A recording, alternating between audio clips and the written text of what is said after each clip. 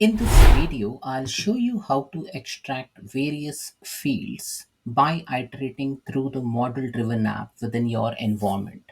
Now, a while back, I posted a video with the title as List Model Driven Apps Environment using Power Automate. So, what it does is basically within your tenant and within your specific environment, it will list down all the model driven apps which are available. Now, in this video, I've clearly mentioned how to extract that component, but a user has asked a question, how can I get the created by name for model driven app? So I'm just going to demonstrate that to you. So first thing, we'll just again go back and create an instant cloud flow, and then we will call this as iterate model driven app, and I'll pick manual trigger a flow. So here, what I'm going to do is first look into data verse. So data was action, and I'll say list rows. So this will list down all the rows from a model driven app. So for table name, there is a hidden table name called as model driven app. So model hyphen driven apps. Now here I want all the records. So I'm just leave it as it is. So I'll just click on save. So this code basically, once we run this, it will show me all the model driven apps which is listed within my uh, environment. So let me test this.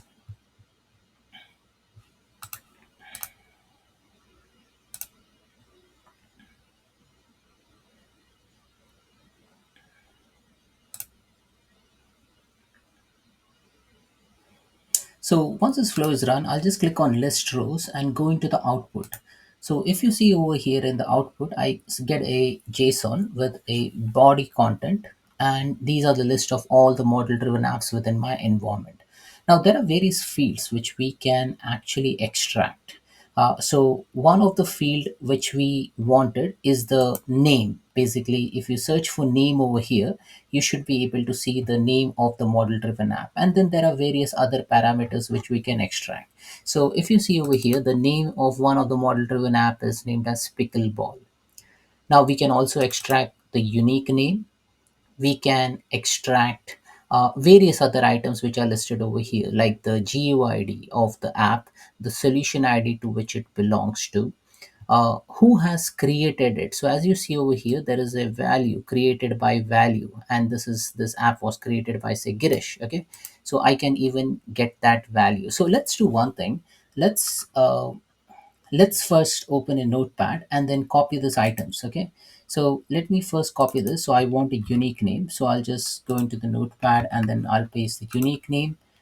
Then what I want is the name of the app, so I'll just say the name of the app. And and I can even check whether that app is published or not. So it will give me that feature set, and whether the app is active, what is the status code of the app, and what are the form factors. So as you see over here, there is a field called as form factor, which will let me know whether that is a tablet or a mobile based app. So you can get that value pretty easily over here. And then what we want is, like, if I just search for created, so you can see that you get a lot of items related to created by.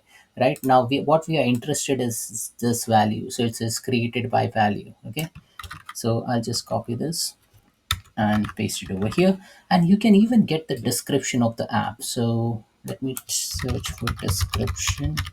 So as you see over here, this is the description of the app. So I think for this video, I think only this four items should be good enough. Okay, so unique name, description, and then the person who has created this app. So if you go into the code over here, let me edit this. Let me create an HTML table. So create HTML table, which is basically a data operation. And here I will say I want to create it from the list rows body slash value, which is this item. I'll say show all, and I want the table to be custom. Okay, so what I want is, first is unique name, then I want the name of the app, then I want the description of the app, and then I want the person who created this app. Okay, so let me just come here. So let me just get rid of this and created by, or maybe I'll just say app creator. Okay, so this is the field which we want. So unique name. So if I click on this d- operations over here, and if I just type in unique name, so let me type in unique name, so I can get the unique name from here, right? So unique name of the app module, so I can get it very easily. Name, what is the name of the app? So if I just type in, it's the name of the app module. Okay, from description, I'll just select here and say description.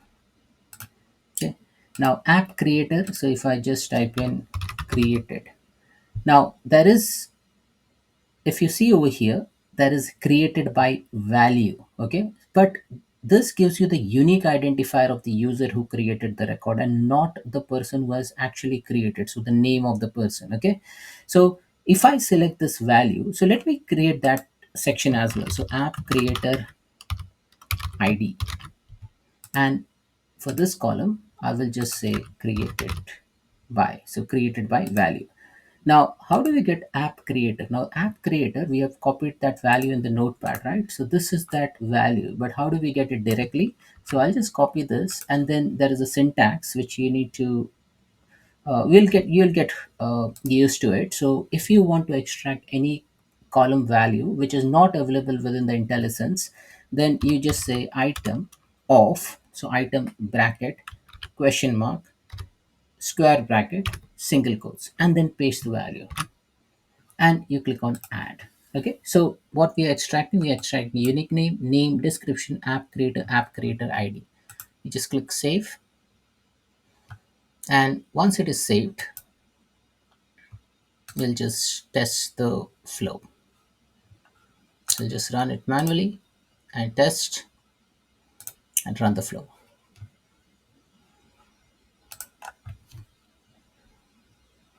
And our flow has run. So if you click on create HTML table and now go to show raw outputs, here is the HTML which is generated, right? So it will list down all the flow, all the application. So let me copy this entire thing. Okay, and let me put it in a notepad. So it has put all this HTML. Now how do we read this? Okay, so there are a couple of options. One is like the general way is like you just send out an email and then take a reference of that HTML table. But what we are going to do, we are going to just make use of W3 schools HTML page. Okay, so in W3 schools provides HTML tutorial. So in, if we go to introduction to HTML, and here if you search for HTML table, so let me